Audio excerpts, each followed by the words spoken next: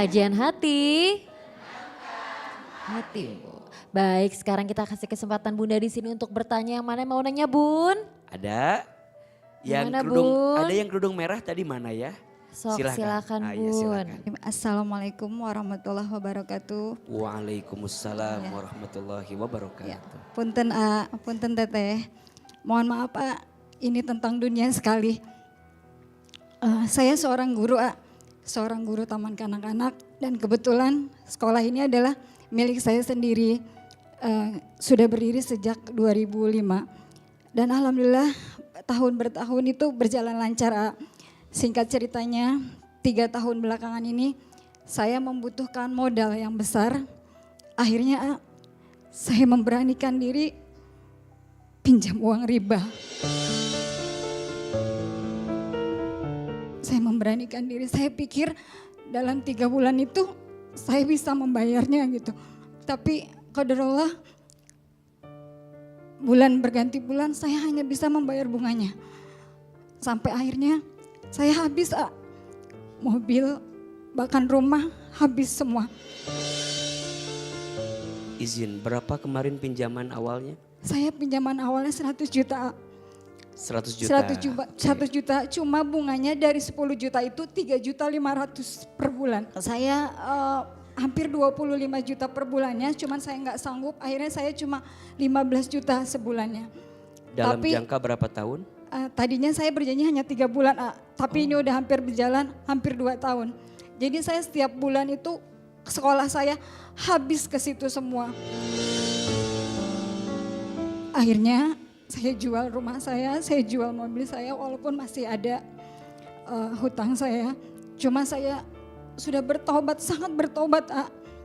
Saya bertobat tidak mau bermain riba lagi. Saya tidak menyentuh uang-uang riba lagi. Saya bayar dengan halal, dengan uang hasil jerih payah saya sama suami saya. Alhamdulillah saya sama suami keadaannya baik dan suami itu sangat mensupport. Cuma yang di sini yang bikin saya sakit, saya sudah bertobat, saya sudah berusaha untuk menjadi lebih baik, tapi terus ujian saya nggak lepas lah, bahkan bertubi terus datang terus. Anak saya sakit, orang tua saya sakit. Saya punya beberapa teman, bahkan saya punya beberapa grup, semua menjauh, menghilang. Entah itu mereka datang pingin tahu cerita saya, akhirnya saya menceritakannya. Saya pikir dengan mereka bercerita, oke lah saya tidak dibantu dengan materi, tapi paling gak support dari mereka. Tapi tidak, semua jauh menjauhi, bahkan teman dekat saya, teman yang saya anggap seperti saudara saya malah menjauhi. Saudara-saudara saya juga seperti itu. Jadi saya betul-betul ditinggalkan oleh semua, saya dipandang hina banget. Yang jadi pertanyaan saya, apakah hutang itu suatu aib?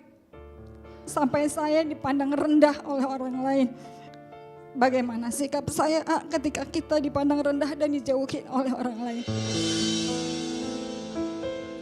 Bunda, hati-hati dengan dosa riba. Riba itu dosa yang akan menghancurkan diri kita bukan hanya di dunia tapi juga nanti di akhirat. Kalau boleh sedikit rumuskan hukuman yang Allah siapkan untuk para pelaku riba. Ada 5 tingkatan. 1, pelaku riba di dunia dicabut keberkahan. Hilang ketenangan. Maka mohon maaf. Sebelum kita bicara tentang ribanya, hutang saja.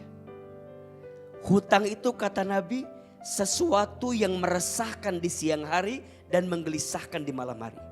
Betul? Bunda sayang kalau punya hutang, gelisah gak? Deg-degan gak? Kapan deg-degannya? Pas jatuh temponya ya. Lelah, capek. kayak nggak ada ujungnya hidup, betul? Terus mikirin, lelah, dibikin gelisah. Kenapa? Dosa riba. Di dunia saja dicabut keberkahan. Mohon maaf, pulang ke rumah, di keluarga, lihat, nggak tenang. Tidak akan tumbuh daging pada harta yang dihasilkan dari harta yang haram. Yang ada justru harta yang haram itu akan jadi bahan bakar nanti di dalam api neraka. Mohon maaf. Maka izin ya, kalau sekarang kita mengarungi kehidupan dunia, lagi merasa lelah, merasa gelisah, coba dicek. Mungkin ada harta haram yang pernah kita makan. Dan disitulah dicabutnya keberkahan. 2, di alam kubur. Pelaku riba di alam kubur itu diibaratkan seperti orang yang berenang di lautan darah. Darah apa Ustaz? Iya, darah pelaku riba itu akan jadi tempatnya dia nanti di alam kubur. Dia pengen keluar dari darah tersebut. Sudah melipir ke pinggir, masuk lagi, masuk lagi. Sama ketika di dunia, kayak gak ada habisnya. Senang dia memanfaatkan keuntungan dari riba yang dia dapatkan. Di padang mahsyar, dia diajak berperang oleh Allah dan Rasulnya. Sampai kata Allah, bawa harta ribamu, bawa harta yang kamu banggakan selama ini, berperang denganku. Na'udzubillah min dzalik. Di yaumul hisab, hilang pahalanya. Tadi harta yang kita kumpulin dari riba akan melilit semua tubuh kita. Perutnya, lehernya, tangannya habis. Dan ingat, ketika di sana tidak ada yang bermanfaat. Yaumun la yanfa'u malun wala banun illa man atallaha biqalbin salim. Nanti di sana enggak ada yang bermanfaat. Harta yang kamu kumpulkan, kedudukan yang kamu banggakan, enggak akan bermanfaat kecuali orang yang datang kepada Allah dengan hati yang selamat. Dan yang kelima, pelaku riba kekal selamanya di dalam api neraka. Maka bagaimana AA? Kalau masih ada kesempatan bertobat, bertobatlah.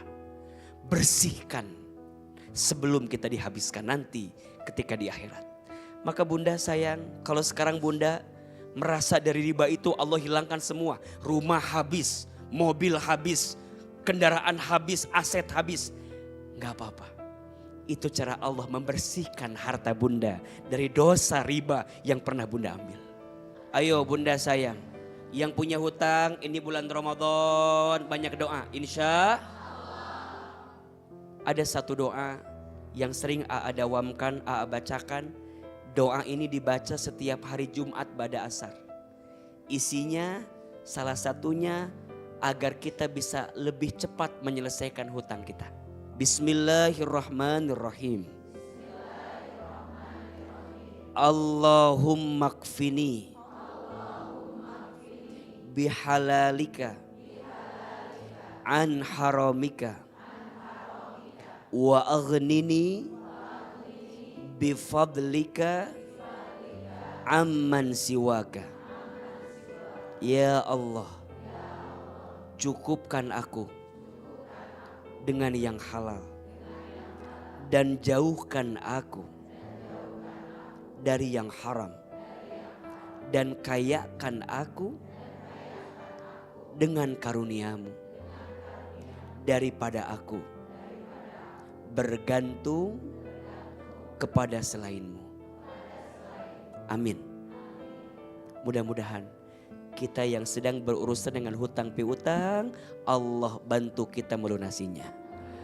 Semoga Allah menjaga kita dari urusan hutang piutang, dan khususnya Allah jauhkan riba dalam kehidupan kita. Amin ya rabbal alamin. Saya menyesal banget, apalagi setelah saya baca-baca riba itu seperti kita berperang katanya ya Kak ya. Caranya ya cuma saya nanya ke teman gitu, beberapa kajian di rumah juga. Udah, kalau riba itu caranya cuma satu, tobat. saya agak sedikit lebih tenang aja gitu. Ternyata ya memang ini kan dunia ya Kak ya gitu. Kata Ailman, kalau kita dijauhin sama orang gitu ya nggak usah diiniin gitu. Yang penting sekarang kita fokus sama urusan kita, sama penyelesaian kita.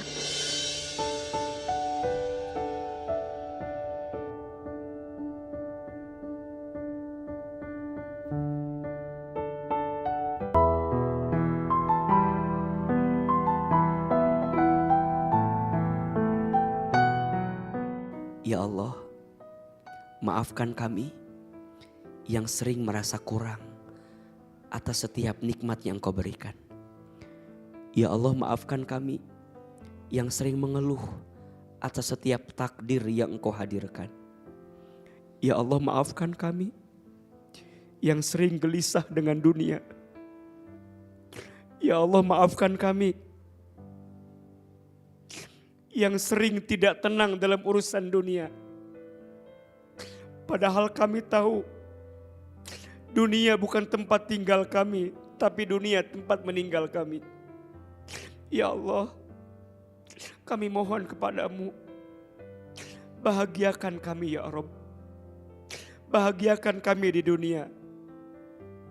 Terlebih nanti bahagiakan kami di akhirat.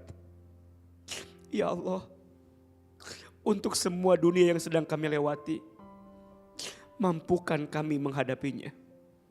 Mampukan kami menjalaninya. Ya Allah, jika dunia ini terasa berat untuk kami, cukuplah surga jadi balasan atas beratnya dunia kami ini ya Rabb. Rabbana atina fid dunya hasanah wa fil akhirati hasanah wa qina azabannar. Subhana rabbika rabbil izzati amma yasifun wassalamun alal mursalin walhamdulillahi rabbil alamin. Ya Allah, masukkan kami nanti ke dalam surgamu. Amin ya rabbal alamin.